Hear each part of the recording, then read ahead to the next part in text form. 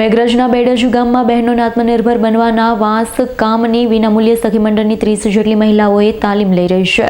મેઘરજ તાલુકાના બેડજ ગામમાં ગ્રામીણ મહિલાઓ પોતાના પગભર ઊભી રહી આત્મનિર્ભર બને તે હેતુસર ગુજરાત માટીકામ કલાકારી અને રૂરલ ટેકનોલોજી સંસ્થા મારફતે વાંસ કામની વિશેષ તાલીમનું આયોજન કરવામાં આવ્યું। તાલીમમાં બેડજ ગામની જયશ્રી લક્ષ્મીમાં સખી મંડળ, જય આશાપુરામાં સખી મંડળ, રોશની સખી મંડળ તથા સંગમ સખી મંડળની કુલ 30 જેટલી બહેનો ભાગ લઈ રહી છે।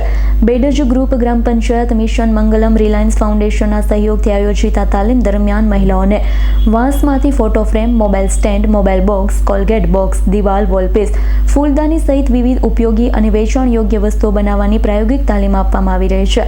છેલ્લા 2 માસથી આ તાલીમ વિનામૂલ્યે બારિયા દિલીપ કુમાર, પટેલ રાજેશ કુમાર, શૈલેન્દ્રસિંહ દ્વારા આપવામાં આવી રહી છે। તાલીમ પૂર્ણ થતા બહેનોને ₹9,000નું ટાઈપિંગ સહાય સાથે કારીગર કાર્ડ તથા પ્રમાણપત્ર એટલે કે સર્ટિફિકેટ આપવામાં આવશે।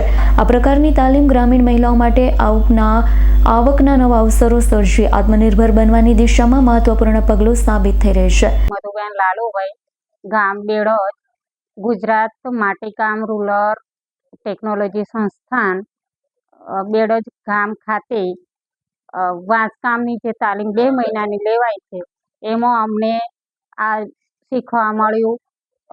ફૂલદાની, હોલ્ડિંગ બોક્સ, દિવાલ બોક્સ, ફોટો ફ્રેમ, સૂર્યમુખી વગેરે અવનવી વસ્તુઓ અમને શીખવા મળી। અને આ જે વસ્તુ અમે બજારમાં જે ખરીદી કરવા જતા હતા તો અમને મોંઘી મળતી હતી, અત્યારે જે અમે આ જાતે બનાવી શીખવા મળી। રાજુભાઈ સરે અને દિલીપ સરે અમને શીખડાવી અને આ શીખવા મળી વસ્તુ, એ વસ્તુ અમે હવે શીખી અને જાતે બનાવીશું અને વેચવા ટ્રાય કરીશું, વેચીશું અમે અને આત્મનિર્ભર બનીશું અને સારો એવો પ્રયત્ન અમે કરીશું એવી અમારી ઈચ્છા છે। મારું નામ મીનાબા કનકસિંહ ઝાલા છે। હું આ વાંસકામમાંથી નવા આર્ટિકલો બનાવવા શીખી છું તે હું મારી જાતે પગ પર થવા તૈયાર છું। આજે દિલીપભાઈ સર, રાજુભાઈ સરે અમને આવીને વાંસકામનું આ બધું શીખવ્યું છે તો મેં મારા પગ પર થવા ઘરે કામ કરીશું।